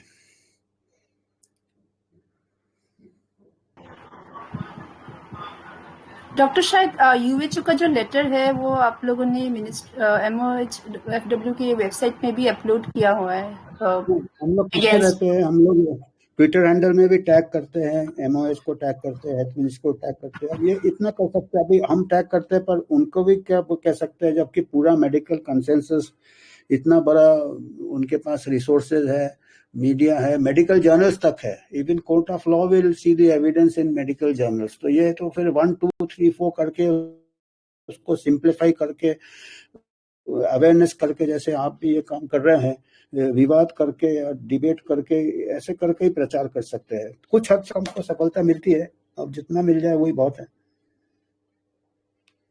जी, और रिसेंटली हम एम के तरफ से कुछ हमने डॉक्टर्स के वीडियोस भी बनाए हैं, वो अभी हमने रिलीज़ नहीं किया, लेकिन may be in the next 2 weeks वो रिलीज़ हो जाएगा, जहाँ पे बहुत सारे हमारे डॉक्टर्स ने एचपीवी वैक्सीन के बारे में उनके जो थॉट्स थे उन्होंने शेयर किया है। वो वीडियो अभी नेक्स्ट 2 वीक्स के अंदर रिलीज़ हो जाएगा। आपसे सबसे रिक्वेस्ट है कि आप वो सब खूब शेयर करें, व्हाट्सएप में शेयर करें, जहाँ जहाँ पे पॉसिबल हो आप शेयर करें। हमने कुछ इन्फोग्राफिक्स भी बनाए हैं एम के थ्रू, जो ट्विटर हैंडल में और फेसबुक इंस्टा में भी अपलोडेड है।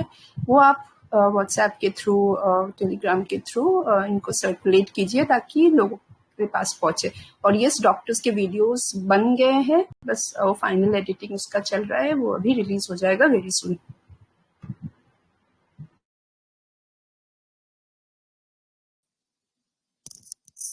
मेरा एक प्रश्न है डॉक्टर बैनर्जी के लिए।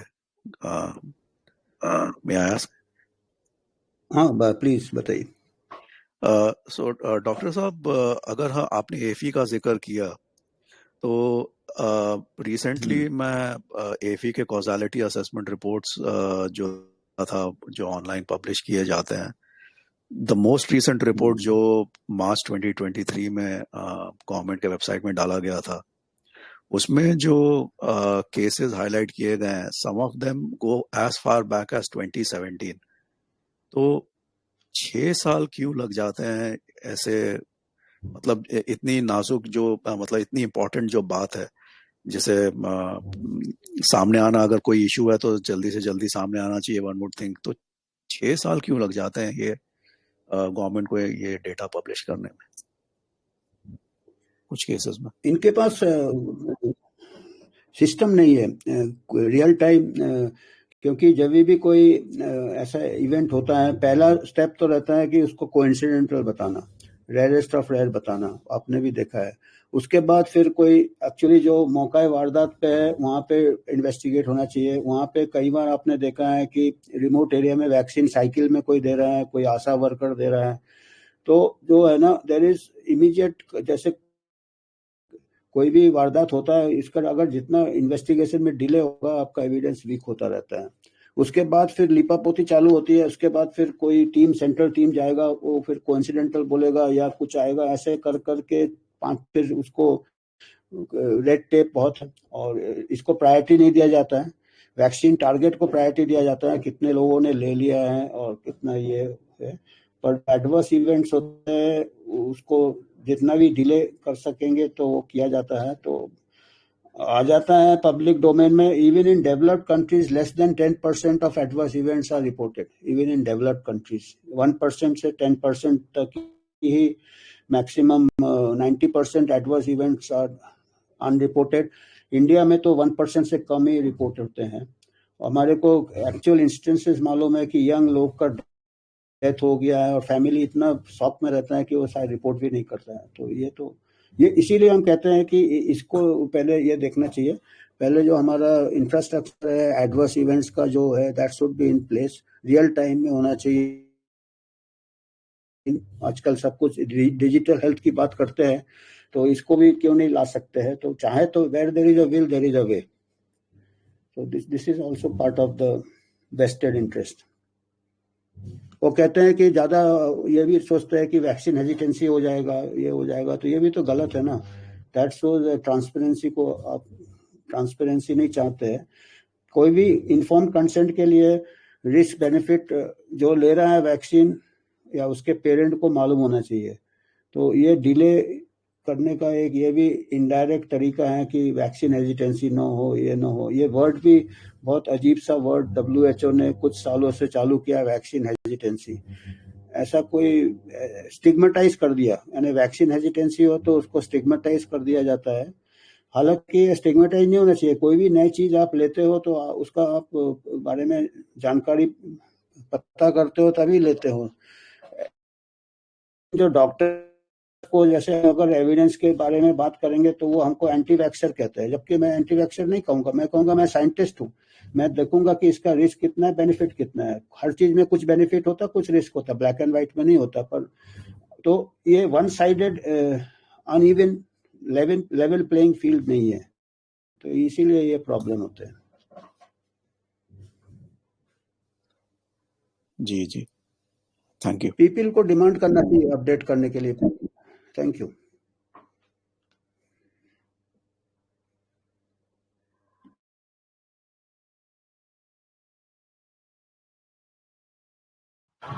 और किसी के पास कोई क्वेश्चन है तो आप पूछ सकते हैं। यस दीपिका, मेरा एक सवाल है।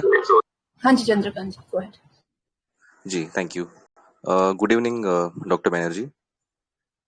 या गुड इवनिंग जी, बहुत ही खूबसूरत जानकारी आपने दिए हैं और मेरा एक सवाल है कि वैसे हमने बहुत सारे टीम काम कर रही है, एम की मार्केटिंग टीम, सारे डॉक्टर्स के HPV कंटेंट के ऊपर वीडियोस एडिट करके, लेकिन मेरा एक सवाल है कि क्यों, जैसे अवेकन इंडिया मूवमेंट में बहुत सारे डॉक्टर्स हैं, जैसे आप हैं, HPV की जो जानकारी दे रहे हैं, क्यों ना हम एक ऐसे डिबेट शो करें। I am just throwing out a wild suggestion, और टैग रहेगा कि inviting all doctors to debate with so and so doctor in regards to this context, जैसे in regards to HPV vaccine. तो इससे क्या होगा कि जितने सारे ऐसे डिबेट्स टीवी शोज ऑनलाइन पे होंगे तो ज्यादा से ज्यादा लोग उस पे आकर्षित होंगे। ये क्या चल रहा है कि एक साइड जो है बैनर्जी जी आप बात करेंगे HPV वैक्सीन, और जो डॉक्टर, जैसे एक सज्जन यहाँ पे आए थे कि एम्स के जितने डॉक्टर्स है वो आवाज क्यों नहीं उठा रहे, राइट। तो जो भी डॉक्टर्स जो चुप बैठे हैं या सपोर्ट कर रहे हैं फॉर XYZ रीजंस, वो अगर आकर के चैलेंज करें, डिबेट करें, तो इससे पूरा दूध का दूध और पानी का पानी हो जाएगा। लोगों के सामने डिबेट होगा तो that will be really a good way to explain to people what's going on. बहुत अच्छा सुझाव है। एक्चुअल आइडियल कंडीशन में तो ये होना चाहिए, जी, पर जो भी डॉक्टर जो प्रमोट करते हैं वैक्सीन को वो डिबेट अवॉइड करते हैं फर्स्टली। एंड बेशक डिबेट, जैसे मैं बताया कि एविडेंस के साथ जो ऑनेस्ट डॉक्टर होगा वो डिबेट से नहीं डरेगा। राइट, पर अभी ऐसा एक माहौल, एक वातावरण, एक एनवायरनमेंट ऐसा बना दिया गया है कि इसको स्टिग्मेटाइज कर दिया है कि कोई भी डॉक्टर अगर आगे साइंस नहीं है अभी, वो रिलीजन या फेथ बना दिया है कि Yes. कोई भी अगर वैक्सीन के अगेंस्ट कहेगा तो ही इज मतलब स्टिग्मेटाइज है। ये मतलब जैसे कोई बहुत बड़ा अधर्मी है। तो इसलिए कई लोग क्या होते हैं, फेंस सीटर्स बहुत है। आप जैसे डॉक्टर्स की बात करते हो, कई लोग को 95% कंफ्यूज रहते हैं कि उनको सही में नहीं मालूम रहता है, और 5% जो रहते हैं those who are actually benefiting from pharma and other things, and other end में दूसरे 5% है हु मे बी फाइटिंग। और बीच का जो 95% है, ये जैसे आपका रस्सा खींच होता है ना, टग ऑफ वॉर, ये रस्सी जैसे होते हैं, जिस तरफ खींच लिया उसी तरफ चले गए। तो Right. अभी actual fighting between 5% on both ends, tug of war चल रहा है। और जो जो जो फार्मा वाले हैं वो उस साइड है, तो उनका जो वजन ज्यादा है, तो हम विदाउट एनी रिसोर्सेज थोड़ा टग ऑफ वॉर मुश्किल होता है। 95% कोई कमिट नहीं करना चाहते, क्योंकि ये पर्टिकुलरली जो कैरियर डॉक्टर्स होते हैं ना, they don't want to get into controversy, क्योंकि आजकल कॉर्पोरेट ये है, कॉर्पोरेट कल्चर में जितने डॉक्टर्स हैं वो नहीं कह सकते हैं कि उनको कॉर्पोरेट हॉस्पिटल से निकाल देंगे, कि मार्केट जो भी फार्मा के ऊपर बहुत डिपेंडेंट हो जाते हैं, कॉर्पोरेट हॉस्पिटल्स डिपेंडेंट हो जाते हैं, डॉक्टर्स डिपेंडेंट हो जाते हैं। तो ये बहुत कई सालों से 20-30 साल से ऐसा होके ऐसा वातावरण बन गया है कि कॉर्पोरेट, और अभी ये गवर्नमेंट डॉक्टर, गवर्नमेंट साइंटिस्ट, जैसे मैंने कहा ICMR भी हेवीली कमिटेड है, अगर कॉम्प्रोमाइज्ड है। ICMR में अगर बिल मेलिंडा गेट्स से या बायोटेक से फंडिंग होता है तो वो कैसे कोई, मैं खुद जानता हूँ, I myself know personally ICMR के साइंटिस्ट को जानता हूँ जो मिडिल लेवल में है, वो खुद कहते हैं सर हम कैसे बोल सकते हैं, हम सर्विस करते हैं। तो ये कुछ ऐसा टाइप का माहौल बन गया है। यस, क्योंकि वो डिबेट भी करने के लिए नहीं आएंगे, परमिशन लेना पड़ता डिबेट के लिए भी। तो अभी आज ही मैं पढ़ रहा था, अभी मैं एक्स आर्मी वाला हूँ, तो आज ही एक न्यूज आया प्रिंट में, पता नहीं हमको लागू होगा कि नहीं, कि जो एक्स सर्विसमैन मिस इन्फॉर्मेशन फैलाता है तो उसका पेंशन भी रोक दिया जाएगा। तो अभी मेरा को ये फिक्र हो रहा है कहीं मेरा इसको मिस इन्फॉर्मेशन न कह दे और मेरा पेंशन न रोक दे। एक्चुअली यही तो हो अभी रहा है, क्या करें, अभी प्रेशर क्रिएट किया जा रहा है, क्योंकि हमारे एरिया में डॉक्टर अभय चेड़ा जी, वे भी बहुत अच्छे तरीके से काम कर रहे हैं। तो लोकल जो म्युनिसिपल कॉर्पोरेशन है उनके तरफ से भी जैसे नोएडा प्रेजेंटेशन में जो हुआ था उनने शेयर किए थे किस तरह से प्रेशराइज किया जा रहा है। तो हमारा कोशिश यही है कि जो 5% जो है उसको बढ़ाया जाए। और आपने जो सही कहा हाँ, डॉक्टर जी, बिल्कुल सही कह रहे हैं। हाँ, और आपने जो धीरे धीरे बढ़ेगा। यस, हाँ, और आपने बताइए। जो हाँ, कहे कि जो ऑनेस्ट डॉक्टर्स है वो डिबेट के लिए आएंगे, लेकिन जो ऑनेस्ट डॉक्टर्स नहीं हैं वो डिबेट के लिए नहीं आएंगे, और हमें पता है कि वो नहीं आएंगे। और यही पॉइंट हमें लोगों को बताना है कि देखिए, अवेकन इंडिया मूवमेंट्स के जो डॉक्टर्स हैं वो सामने से चैलेंज करे कि जो बाकी डॉक्टर्स है हमारे साथ आइए, लोग के सामने डिस्कस करें।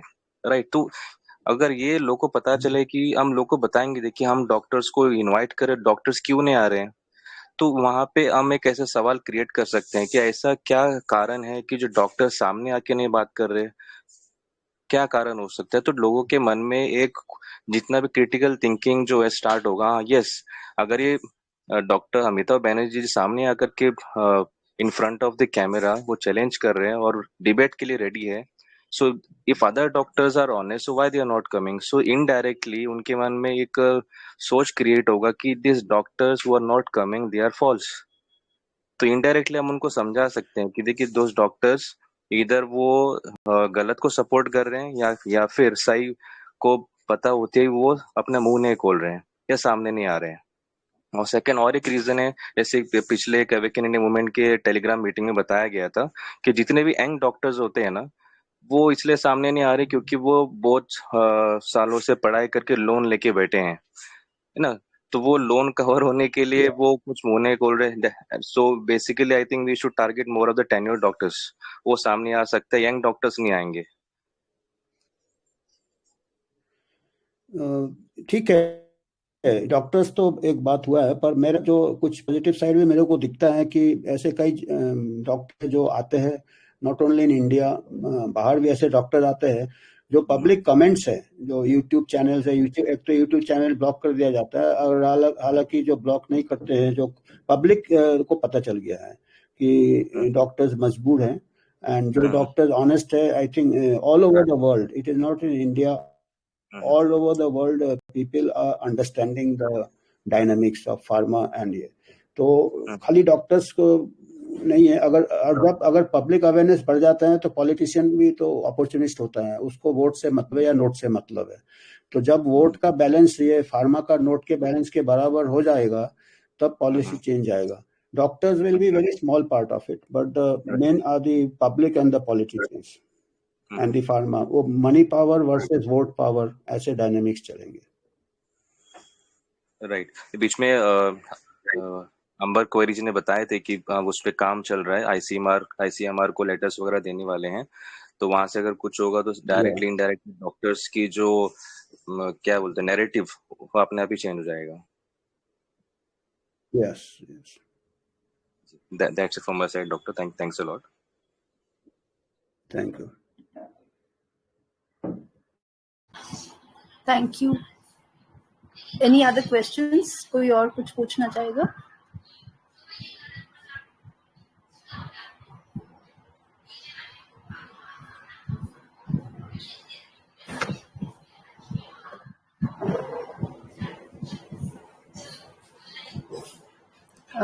शायद और क्वेश्चंस नहीं है अभी, जो मुझे लग रहा है।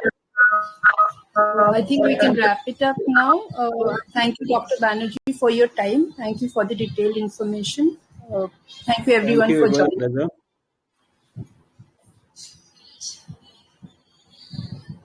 Thank you. इसकी रिकॉर्डिंग अवेलेबल रहेगा, इसी चैट में आ जाएगा, तो जिन लोगों ने अटेंड नहीं किया और बाद में सुनना चाहते हैं इसी चैट में मिल जाएगा इसकी recording. Thank you, Deepika. Thank you. It is. Thank you, everybody. Thank you, everyone. Thank you, everyone. Thank you, doctor. Closing the Thank you.